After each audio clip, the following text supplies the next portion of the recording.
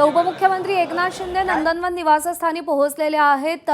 ते विधिमंडळात होते आणि त्यानंतर आता ते नंदनवन निवासस्थानी पोहोचलेत। नंदनवन इथे 4 खासदार या आधीच पोहोचलेले आहेत। संजय जाधव, संजय देशमुख, नागेश आष्टीकर, भाऊसाहेब वागचौरे हे 4 खासदार नंदनवन या निवासस्थानी पोहोचलेत। तर संजय दिना पाटील हे देखील काही वेळामध्ये पोहोचणार आहेत। तर ओमराजे निंबाळकर हे पुण्यामध्ये असल्याची माहिती आहे। ते पुण्याहून मुंबईमध्ये पोहोचणार आहेत।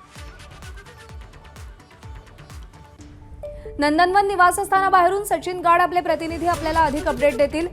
सचिन, आता हालचालींना वेगवान सुरुवात झालेली आहे। एकनाथ शिंदे देखील नंदनवन निवासस्थानी पोहोचलेत। काय अपडेट्स आहे, काय घडतंय तिथे?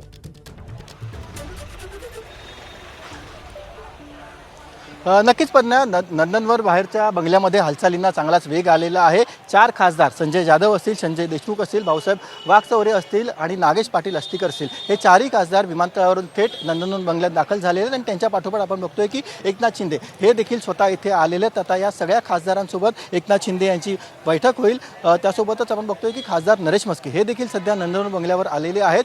4 वाजता खरं तर ह्या 4ही खासदारांचा आणि त्यांच्यासह ओमराजे निंबाळकर आणि संजय दिना पाटील यांचा शिंदे गटामध्ये प्रवेश होणार आहे। वाय बी चव्हाण सेंटर येथे हा प्रवेश होणार असून तत्पूर्वी आपण बघतोय की सध्या नंदनवन बंगल्यामध्ये एक बैठकीचं आयोजन करण्यात आलेलं आहे। सुरुवातीला एकनाथ शिंदे या 4ही खासदारांसोबत बैठक घेतील।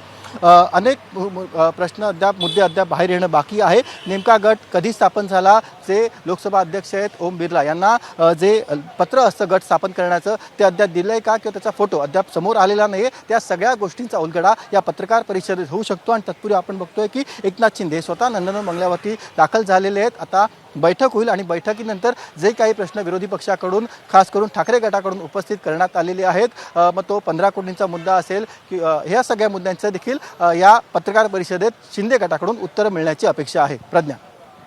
सचिन, धन्यवाद दिलेल्या माहितीसाठी।